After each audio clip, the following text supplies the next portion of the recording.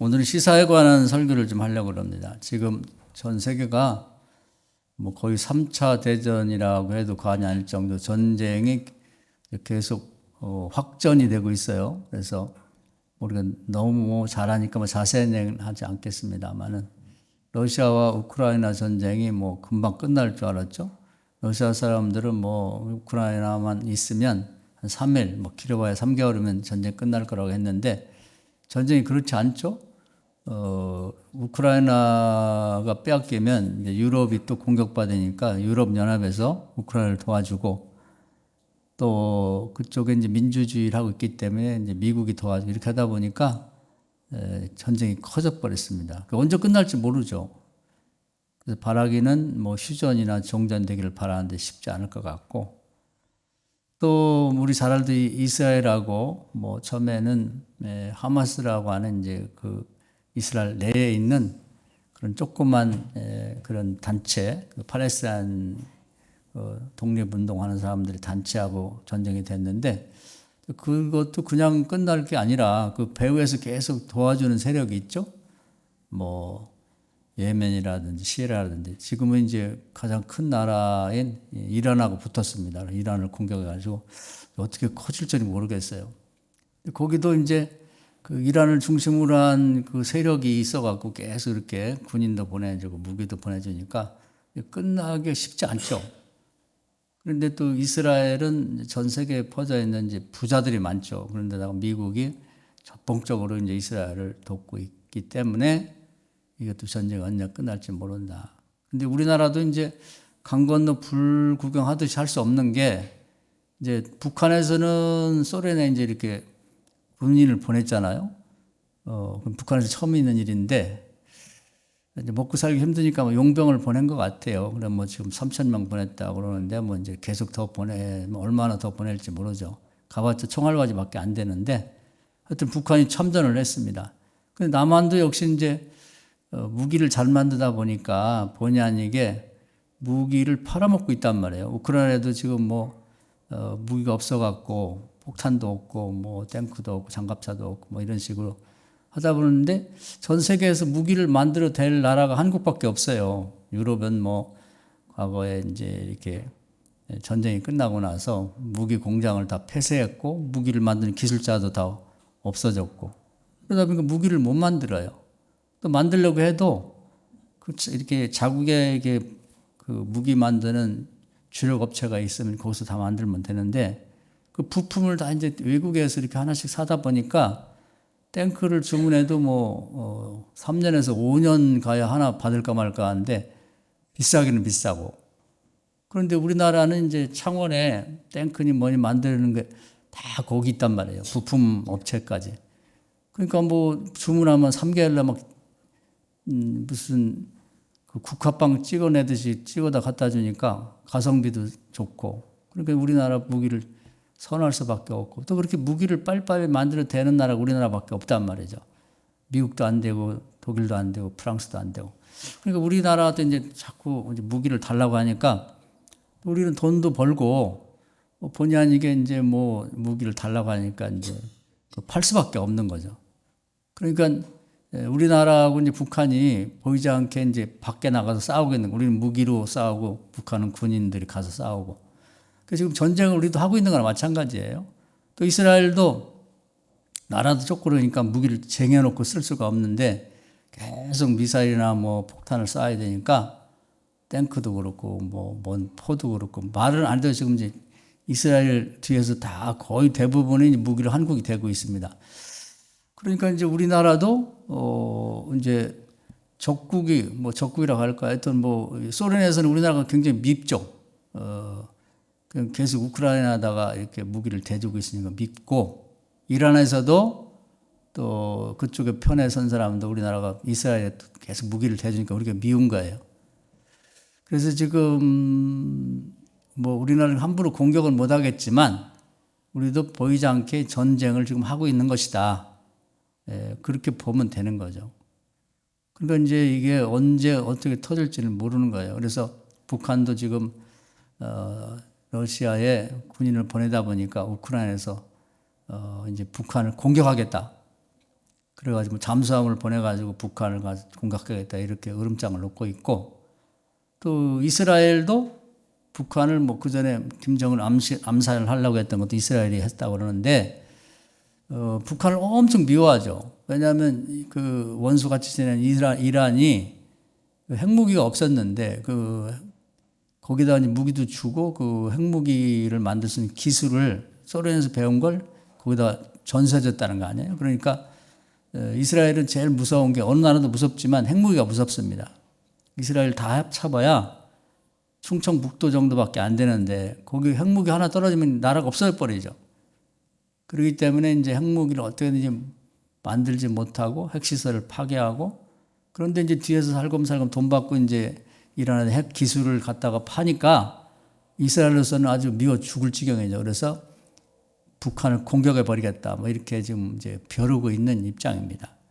그래서 이게 우리는 그냥 뭐 드라마 보고 그냥 애들 뭐 노래하고 그런 거 보고 있기 때문에 평안하게 지나지만 내적으로 보면 굉장히 위험하다, 그렇게 보면 됩니다. 그래서 기도해야 됩니다. 그리고 또 한 가지 이제 전쟁이 날 수 있는 게 이제 뭐 이 중국하고 이제 대만이 전쟁 날 가능성이 많죠. 바로 우리 옆에니까요. 근데 중국은 지금 경제가 아주 잘 나가다가 폭망했죠. 그 망하게 된 이유는 이제 우리나라 그 전에 뭐 경상도에 사드 배치했다고. 사드가 뭐냐면 뭐 잘 아시겠지만 이렇게 외국에서 미사일이 날라오면 미리 기다렸다가 그걸 공중에서 파괴해갖고 떨어지지 않고 공중에서 폭파하도록 만드는 거거든요.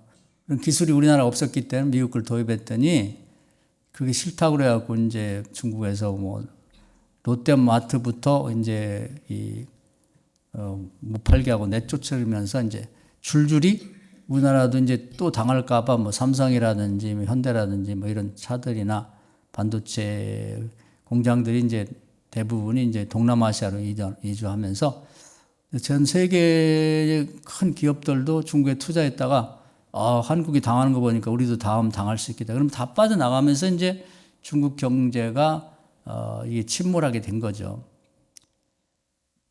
그러면서 지금 과거에는 뭐 우리나라 못지않게 잘 살았는데 대학을 졸업한 사람들이 좋은 대학, 뭐 중국의 유명한 뭐 북경대, 칭화대 같은 데 나와도 첫 달 봉급이 우리나라는 뭐 적어도 250, 300은 받잖아요. 많이 받으면 500도 받는데 거기는 19만 원 정도 받는다고 그래요. 그러니까 과거 같으면 다 못 살 때는 그냥 그런가 보다 살았는데 이제 자본주의 맛을 봐가지고 뭐 서양 못지않게 막 이렇게 화려하게 뭐 돈도 쓰고 막 이렇게 옷도 입고 그렇게 맛이 들었는데 갑자기 봉급이 그렇게 줄어들다 보니까 견딜 수가 없는 거죠.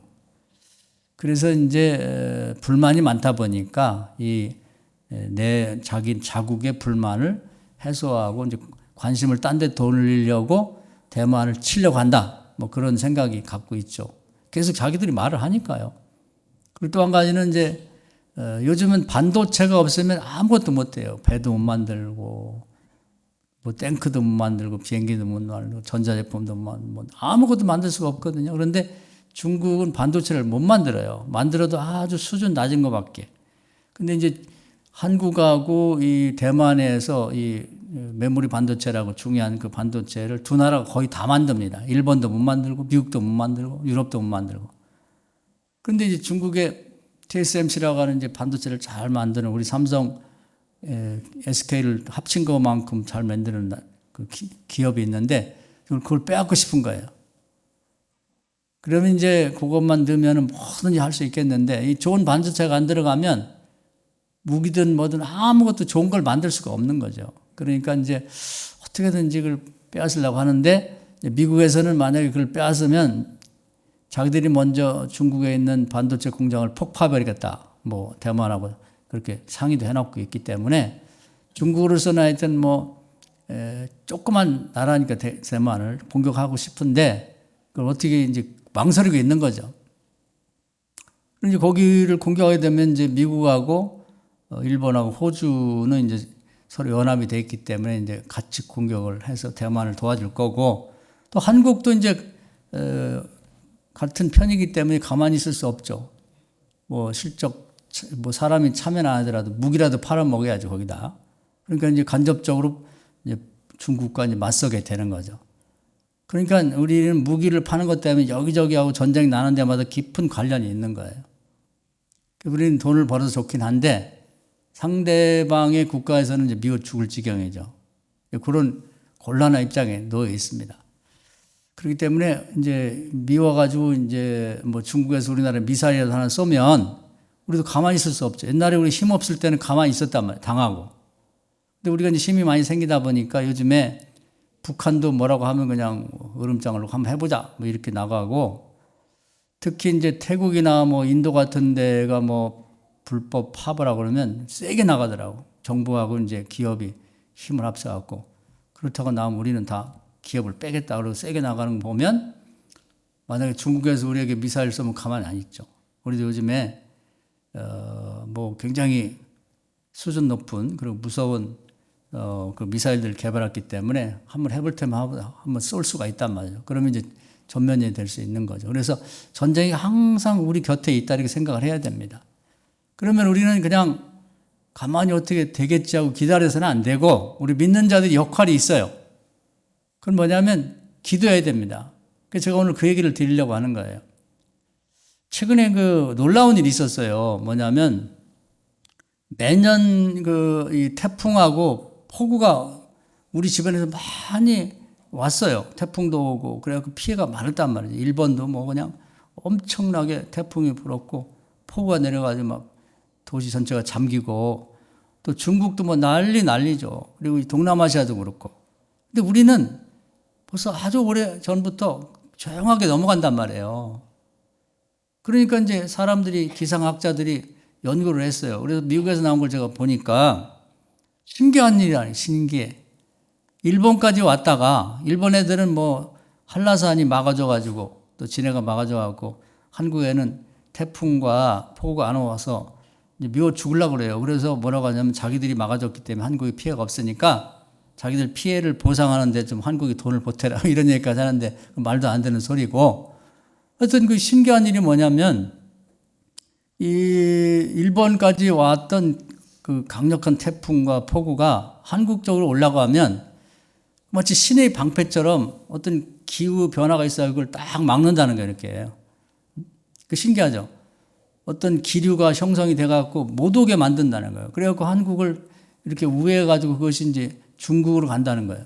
그러면 마치 화가 잔뜩 났던 이런 이 폭풍하고 태풍하고 비가 그냥 분풀이 하듯이 중국 가서 쏟아 놓는다는 거죠. 뭐 100년 만에 한 번씩 온다는 정도로. 그러니까 중국에서도 신기한 거죠. 한국만 쏙 빼놓고 가냐 이 말이에요. 그 한국은 뭐 예년에 오는 정도밖에 비가 안 와요. 뭐 어디 조금 잠기고 그런 정도야. 뭐 과거에도 다 있었으니까 그 정도는. 그걸 피해라고 하면 뭐 중국이나 이 일본에서 볼 때는 뭐 사람 열받게 하냐, 그거 갖고 피해라고 하냐, 우리하고 비교해봐라 이 정도란 말이죠. 그래서 그런 신기한 일이 계속 벌어진단 말이에요. 그 태풍과 그 비가 없어서는 안 돼요. 없어서는 안 되고 오기는 와야 돼요. 그 태풍은 특히 제가 전에도 한번 말씀드렸는데 바다에는 태풍이 와야 됩니다. 태풍 계절에. 그 바다를 내버려 두면 다 죽어요. 바닷물이 썩어갖고.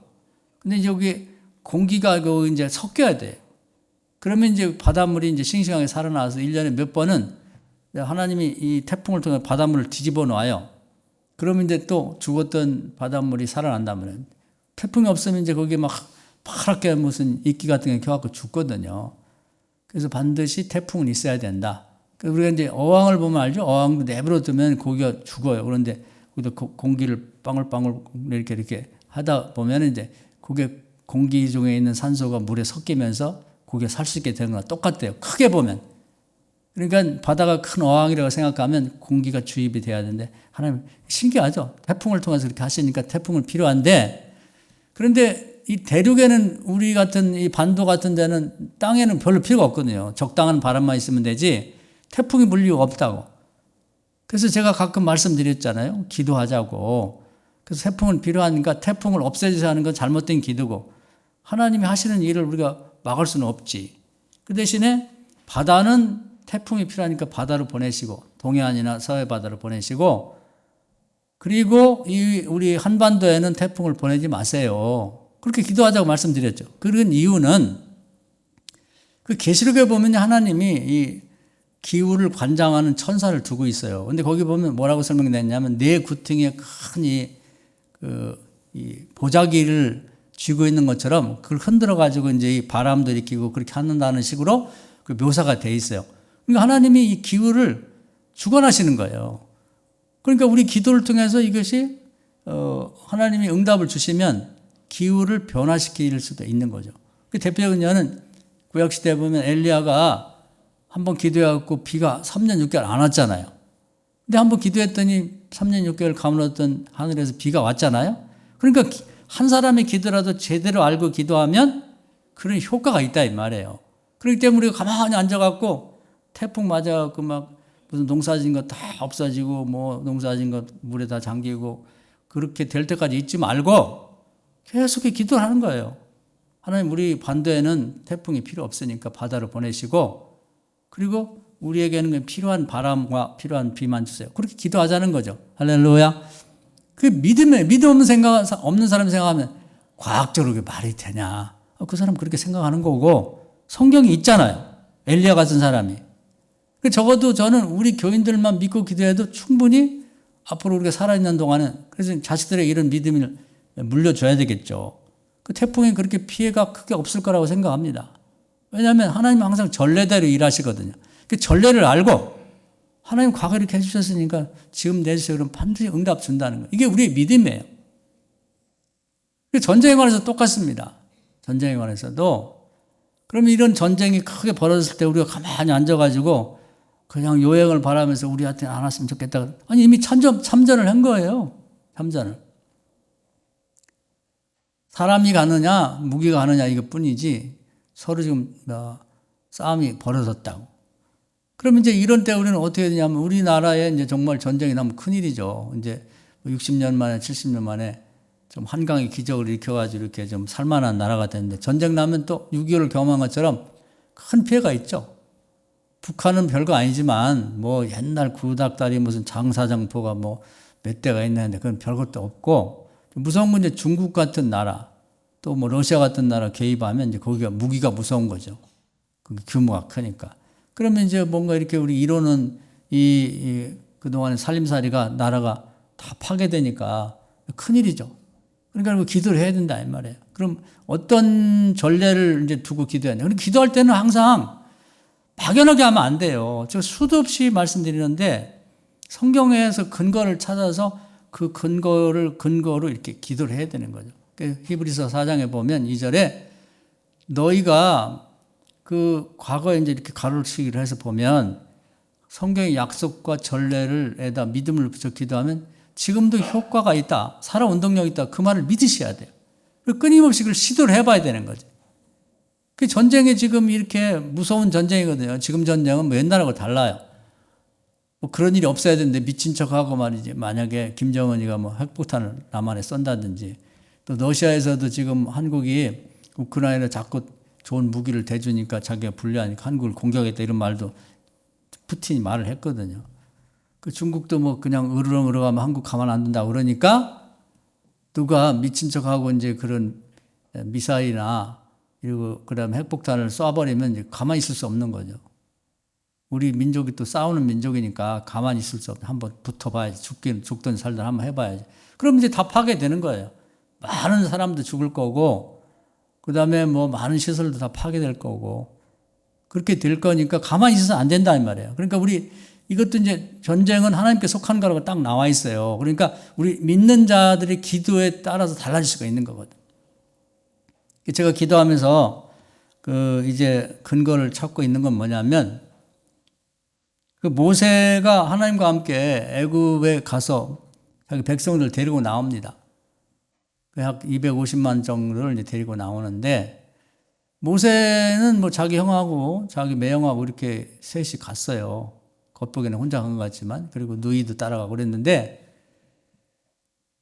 자기 군대는 없습니다. 그냥 노예 생활하던 이스라엘 백성들밖에 없고 군대는 없었죠. 그래서 이제 거기서 이제 뭐 10가지 재앙이 있고 그러면서 이제 홍해를 건너려고 왔는데 그 뒤에서 이제 애굽의 군대가 쫓아와요. 나가고 보니까 이거 큰일 났거든, 나라가. 그동안 어렵고 더럽고 힘든 일을 하던 노예들이 250만 명이 싹 빠져나가니까 그 엄청난 거거든요. 지금도 우리나라가 지금 이제 외국인 노동자들이 많은데 하여튼 뭐 태국이 뭐 불법 치료자 때문에 해가지고 뭐 40만 원, 50만 원 내쫓았다고 하는데 뭐 불법 치료자는 보내긴 해야 되는데 또 일하는 곳에는 공백이 생겼죠. 외국인 노동자들이 이렇게 뭐 어려운 일, 더럽고 힘든 일을 해줬는데 40만, 50만이 하던 일을 우리나라 젊은이들 안 하려고 하잖아요. 누가 와서 일을 해줘야 되는데 그만큼 빠져나가도 이제 큰일이죠. 이 노동을 어떻게 해낼 건가. 근데 지금보다 인구가 얼마 없던 그런 애굽에서 약 250만 명의 그런 노동자, 뭐 농민 또 노예같이 이렇게 봉급도 제대로 못 받고 일하는 사람이 싹 빠져나가면 나라가 거덜나는 거죠. 그러니까 다시 잡으러 쫓아와요. 근데 앞에는 홍해 바다가 있고 뒤에는 이제 애굽의 그 강력한 그 당대 최고의 군인들이 쫓아온단 말이에요. 전쟁이 난 거지. 죽게 된 거지. 그랬을 때 하나님이 이제 모세와 함께 이스라엘 백성에게 기도를 시켜서 기도하고 나니까 놀라운 일이 벌어졌단 말이에요. 뭐냐면 하늘에서 보이지는 않는데 성령의 불이 내려가지고 애굽 군대와 우리 이 이스라엘 백성 사이를 딱 막아선 거예요. 이렇게 뭐하고 비슷하냐면 제가 그 생각을 했어요. 그거 신기하잖아요. 이게 뭐 옛날 얘기 같으면 여러분 실감이 안 날 텐데 아니 일본에서 오는 폭우하고 태풍을 어떤 하나님의 역사, 성령의 역사라고 그래요. 보이지 않는 성령의 불이 막이 딱 가로막고 오지를 않는다니까 지금. 내년에도 안 올 거예요. 우리가 기도하면. 그걸 뭘로 설명하겠어요? 기적이라고 밖에 더 하겠어요? 그런 식으로 애국 군대가 폭풍처럼 이렇게 막 몰려와서 막 잡으려고 죽이려고 다 쫓아오는데 기도했더니 하나님께서 마치 폭풍과 폭우를 이렇게 태풍을 막아주듯이 성령의 바람, 성령의 막으로 이렇게 딱 불기둥으로 표현되는 막은 거예요. 그리고 못 오는 거예요. 이게 두려워갖고 접근을 못해. 그런 사이에 모세가 홍해를 향해서 지팡이를 들고 기도했더니 동쪽에서부터 그러니까 모세가 서 있는 반대쪽에서부터 동풍이 불어서 성경에 나온 얘기예요. 바람이 쭉 불어가지고 홍해 바다를 가르고 왔다. 그래서 이제 홍해 바다가 이제 문이 열리듯이 길이 생기니까 이스라엘 백성들이 글로 쭉 걸어만 날살려고 이제 막 도망해서 이제 건너가게 됐는데 이제 이 사람들이 안전지대 정도 왔을 때 이제 성령의 그 방패가 말하자면 기둥이 이게 딱 뽑혀져 갖고 이제 반대쪽 건너편으로 건너가면서 애국 군대가 이제 야 가자 그래갖고 이제 막 뒤쫓아 왔단 말이에요. 그러니까 이스라엘 백성은 강을 다 건너서 반대편 언덕의 끝까지 올라갔고 지금 애국 군대는 막 신나게 달려가지고 그 처음 머리와 끝이 이 홍해 바다 한가운데 딱 들어갔을 때 하나님 물을 합쳐버렸단 말이에요. 다 죽어버렸어요. 그 놀라운 일이 벌어졌거든요. 그래서 제가 그걸 놓고 기도하고 있어요. 하나님, 우리나라는 뭐 하나님 아시지만 조그만 나라고 이제 고생하다가 살만한 나라가 됐는데 다 하나님의 은혜와 축복으로 여기까지 왔는데 이제 또 전쟁 나면은 또 완전히 폐허로 돌아가서 또 다시 100년 앞으로 고생해야 될 텐데 우리나라 하나님 쓰시려고 여태까지 키워 오셨으니까 우리 1974년에 하나님 전 세계 하나님을 선포하고 전포하는 그런 제사장 민족이 되겠습니다. 서원한 것을 이루게 지켜주세요. 그래서 우리 주변에 뭐 우리를 못 잡아먹어서 응얼응얼하는 나라들이 있어요. 다 큰 나라예요. 일본이 있고 그리고 뭐 중국이 있고 러시아가 있고 다 큰 나라들이 우리 주변에 있단 말이에요. 북한도 거기에 껴가지고 우리를 어떻게든지 침공하려고 있고 그러니까 우리는 굉장히 연약하단 말이에요. 연약해. 그러니까 하나님이 태풍과 이 폭우로에서부터 우리나라를 이렇게 보이지 않는 방패를 삼아서 성령의 어떤 불기둥으로 우리를 막아준 것처럼 이 전쟁을 막아주세요. 이 애국 군대의 공격으로부터 이스라엘 백성을 막아준 하나님, 이번에는 우리를 막아주십시오. 기도합시다. 할렐루야. 그럼 반드시 막아준다는 거예요. 제가 이 얘기만 하면은 여러분 실감이 안 날 것 같아서 기후에 관한 얘기를 하는 거예요. 이건 전 세계에서 지금 기적이라고 그러고 신기하다. 왜 대한민국만 도와주지? 왜 대한민국만 보호해주지? 이렇게 그건 전 세계 기상학자들이 하는 얘기예요. 그래서 저는 하나님이 마치 성경 표현대로 말하면 암탉이 뿅아리 이렇게 품어주듯이 우리 한국을 보호하겠다고 생각해요. 뭔가 미래에 크게 쓰시려고. 믿읍시다. 할렐루야. 이게 이제 우리의 믿음이에요. 그래서 이제 우리가 계속해서 기도를 멈추지 말고 아까 제가 이 폭풍과 그리고 비가 올 때 기도하자고 했던 것처럼 우리 이제 전쟁이 이제 지금 벌어졌다고 봐도 과언이 아닙니다. 이런 상태에서 막연한 기도가 아니라 애국 군대를 성령의 불을 통해서 막아준 것처럼 지금 우리 주변에 있는 그 전쟁하려고 좀 광분이 되는 사람들로부터 우리 대한민국을 보호해 주십시오. 막아 주십시오 하고 기도합시다. 할렐루야. 그래서 이제 믿음을 갖고 계속 기도하셔야 돼요. 뭐 모든 사람이 다 기도하면 좋지. 그러나 대부분 믿음 없는 사람들은 기도하는 자체를 무시를 해요. 쓸데없는 기도를 한다고. 되지도 않는. 이 과학시대에 말이야. 그렇게 기도해야 되거든요. 그럼 내버려둬요. 그런 사람은. 전쟁 나면 큰일이죠. 우리의 모아놓은 재산도 나라가 다 거덜나고. 우리 젊은이들도 군대 갔다 온 젊은이들 요즘 군대가 별로 없어요. 군대 갈 사람. 다시 군대 가야 됩니다. 나중에 여자들도 가야 돼요. 전쟁 나면. 남의 일이 아니라 우리 아들, 딸의 문제예요. 전쟁 나면 아무리 안 다쳐도 사람이 죽고 다치고 뭐 그러잖아요. 그러니까 그렇게 되기 전에 일이 터지기 전에 기도하는 거예요. 기도만 하면 돼요. 구하면 주신다고 했기 때문에 기도합시다. 그리고 이제 이런 고난이라는 게 오늘 이제 말씀 그거예요. 뭐냐면 이 고난이라고 하는 게 전쟁이 없으면 좋죠. 그러나 인류 역사상 이제 전쟁이 없던 때는 없어요. 앞으로도 마찬가지예요. 주님 오실 때까지 이 지상에는 끊임없이 사람들이 욕심이 있기 때문에 전쟁을 하게 된다고. 그러니까 전쟁은 뭐 당연한 것을 받아들이는데 이걸 어떻게 극복하냐가 문제거든요. 그래서 이제 이스라엘 백성이 광야에 나와갖고 여러 가지 어려움이 있었어요. 먹을 것도 없고 물도 없고 그러면 기도해서 이제 또 해결해갖고 그리고 모세가 죽고 이제 그 후임인 여호사가 백성을 이끌고 요단강을 건너갔단 말이에요. 그래갖고 그 여리고 전투부터 뭐 전쟁을 많이 했어요. 그리고 이제 나라가 전체적으로 이제 점령하고 전쟁이 끝나고 이제 여호사가 죽게 됐어요. 그때 얘기예요. 근데 전쟁이 없어서 너무 좋아. 싸울 것도 없고 신경 쓸 게 별로 없어요. 조금씩 어딘가 하면 지역적이고 국지적인 전쟁이 있지만 나라가 뭐 망하고 흥하고 이런 그런 전쟁은 없거든. 근데 뭐 이제 여호사가 죽을 때가 되고 가만히 보니까 가나안 땅에 들어가고 안정된 때 태어난 아이들은 고생을 모르는 거예요. 요즘에 우리나라 아이들처럼. 그래서 지금 이제 엄마들이나 뭐 나이 든 아버지들이 뭐 옛날 얘기하면 듣기 싫어하거든요. 왜 그런 얘기를 지금 하냐. 뭐 옛날에 뭐 엄마들은 무슨 아이들 키울 때 똥기저귀를 뭐 끊어다가 뭐 그걸 다 이제 말려갖고 뭐 이렇게 뭐 하고 삶아갖고 널어갖고 다시 하고 그렇게 했다. 그런 얘기를 왜 하냐 이거예요. 지금은 뭐 이렇게 종이 기저귀 비싼 거 사면서도 그거 갈아주는 것도 귀찮아 죽겠는데 그 얘기를 왜 하냐. 그런 식이거든. 옛날에 뭐 밥을 어떻게 해 먹었고 뭐 쓰레기를 뭐 어떻게 제가 여기 왔을 때 다 그렇게 했거든요. 저희도 애들 다 그런 식으로 키웠고 새벽이 되면 다 연탄불 떼고 뭐 들고 나가갖고 막 갖다 버리고 또 환경미화원이 내놔 그러면 그것도 집으로 가져갔다 또 갖다 버리고 이런 때가 있었는데 지금 애들은 이해를 못해요. 그게 무슨 옛날 그 호랑이 담배 피던 시절 얘기로 이해를 한단 말이에요.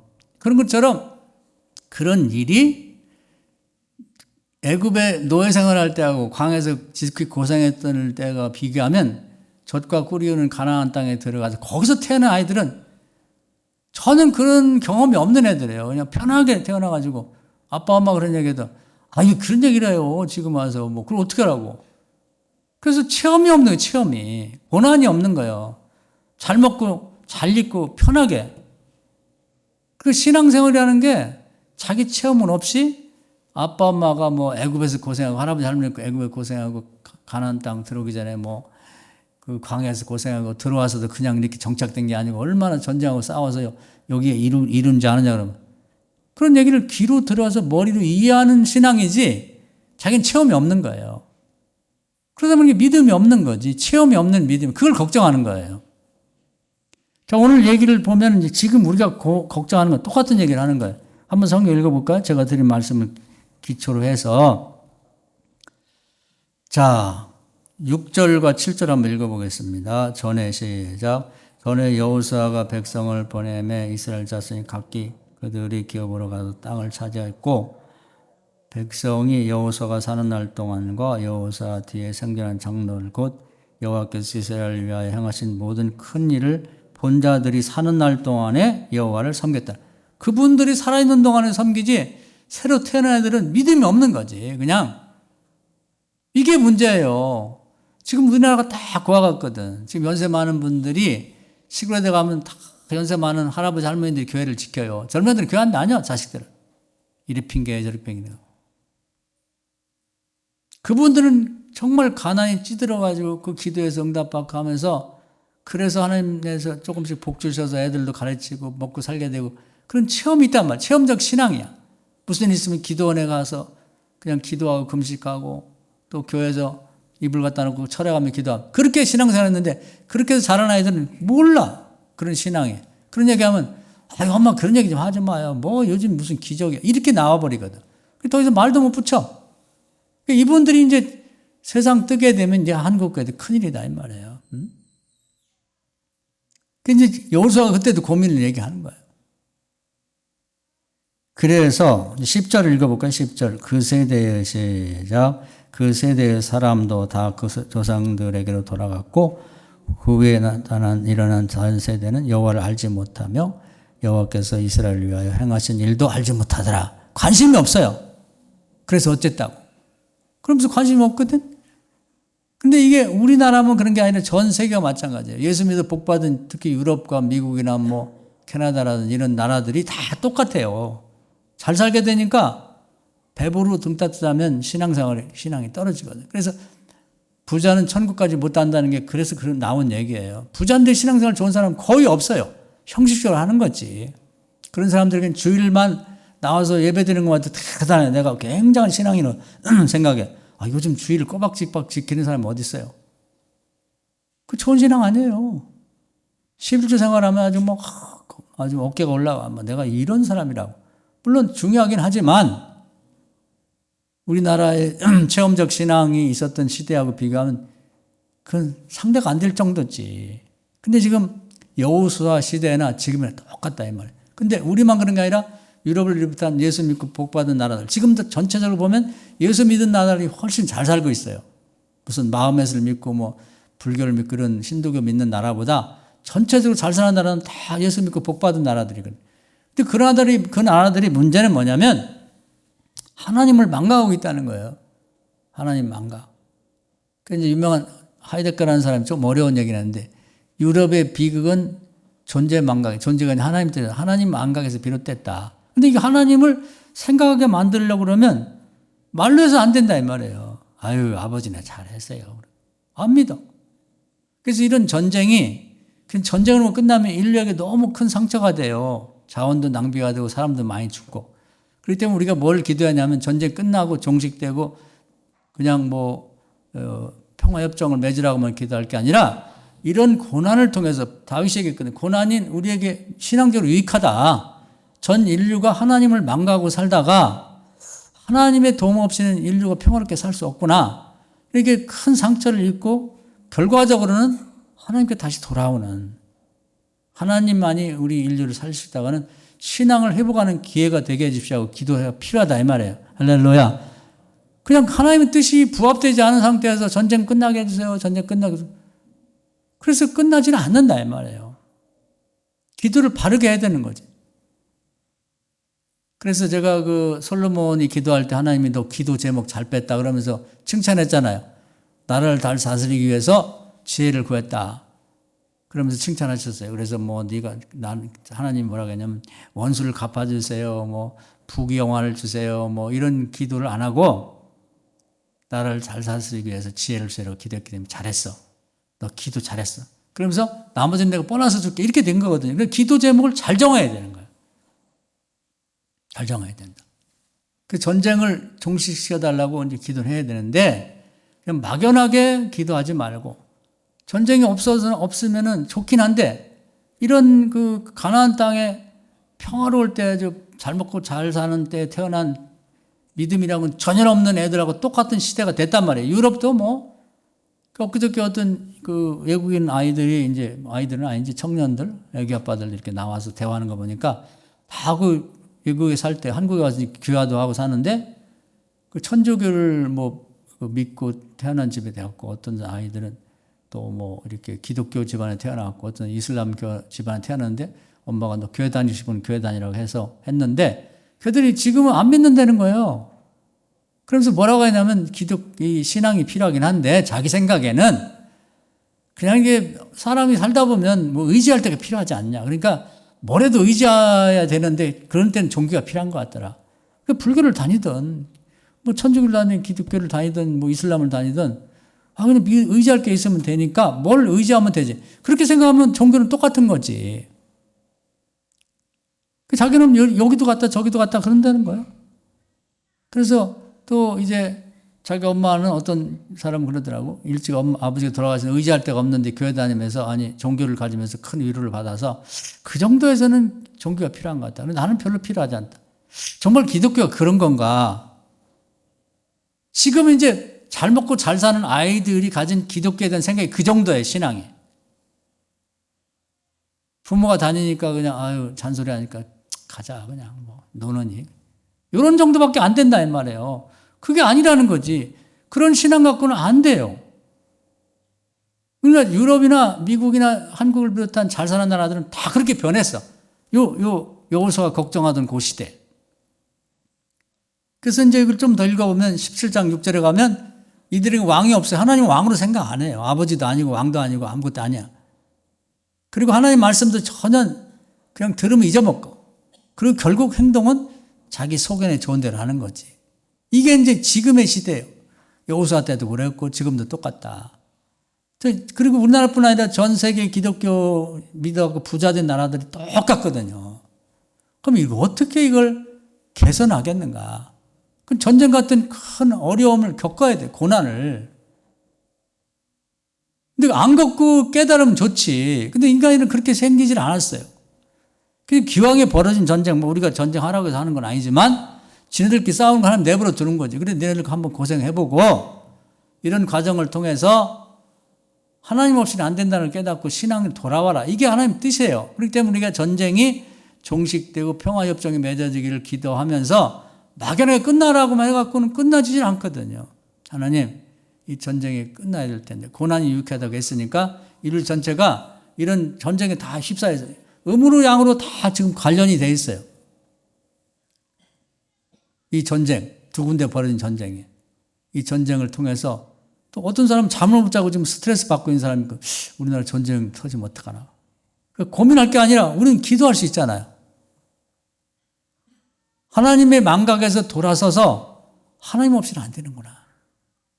그걸 깨닫게 해 주십시오. 그리고 깨닫게 될 때 전쟁이 끝나게 해서 이렇게 기도해 주세요. 할렐루야.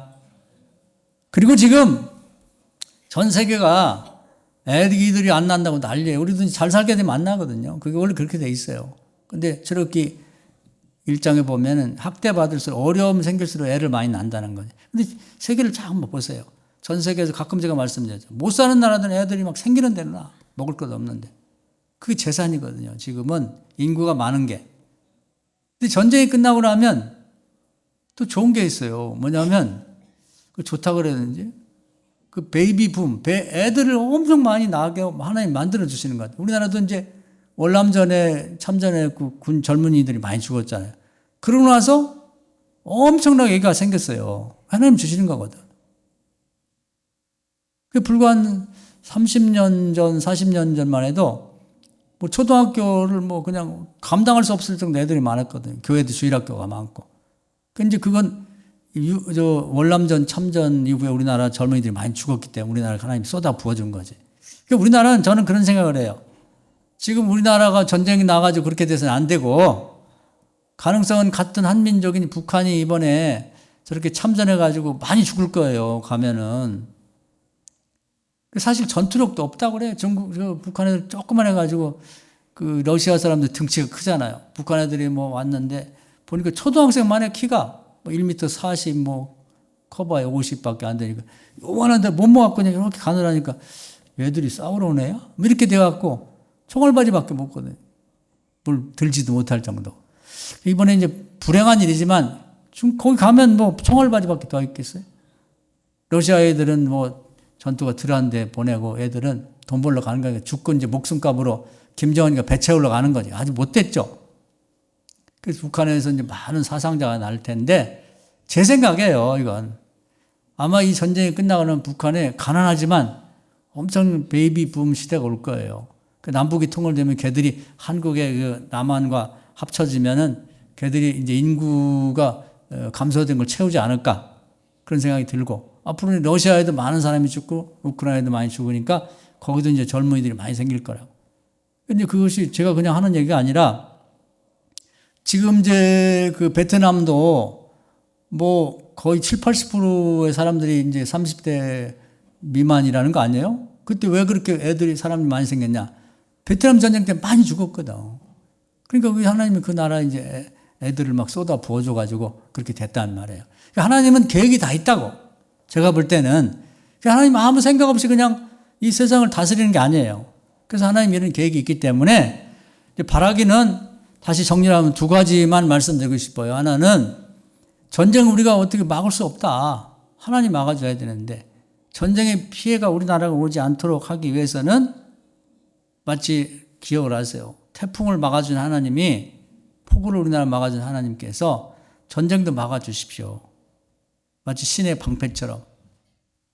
또 특히 그 애국 군대를 하나님이 성령의 이 불을 통해서 보이지 않는 불을 통해서 접근하지 못하도록 막아주신 것처럼 오늘부터 기도하셔야 돼요. 이건 남의 얘기 아니고 우리 집안의 얘기야. 우리 아이들과 관련돼 있으니까. 잘못하면 제대한 우리 아들들도 군대 가야 된다니까요. 징집 명령 떨어지면 가야지. 총 들고. 남의 일이 아니니까 우리가 그런 하나님이 이 어미 닭이 날개를 펴갖고 뿅아리를 보호하듯이 우리 한국을 보호해 주십시오. 우리나라가 정말 앞으로 하나님 영광을 위해서 크게 기여하는 나라가 되고 싶습니다. 이렇게 기도해 주세요. 할렐루야. 그리고 또 전쟁을 무조건 끝나게만 해달라고 하지 말고 지금 특히 지금 이 예수 믿고 복 받은 나라들이 다 전쟁과 관련이 됐거든요. 러시아도 뭐 그 그리스 정교회 뭐 동방 정교회를 믿지만 기독교를 믿는 나라거든요. 그 나라도 물론 공산당도 있지만 전반적으로 봐서는. 그래서 복 받은 나라들이 이런 전쟁을 벌이고 있는데 이 전쟁을 통해서 이제는 큰 체험을 하고 하나님 망각에서 벗어나서 다시 하나님을 믿는 그런 세계 민족으로 변화되게 해주세요 하고 기도를 하셔야 돼요. 그냥 무조건 전쟁 끝나달라고 해서는 안 되고. 그럼 하나님께서 또 응답하셔서 그렇게 할 거란 말이죠. 그럼 우리나라도 다시 신앙이 회복되어서 옛날과 같이 체험적 신앙으로 돌아설 거고 또 유럽도 그렇고 러시아도 그렇고 또 우크라이나도 그렇고 그렇게 될 것입니다. 그러면 우리 생각에 아이고 내가 기도해서 아니요 내가 기도하는 거예요. 여러분과 제가 하는 거예요. 할렐루야.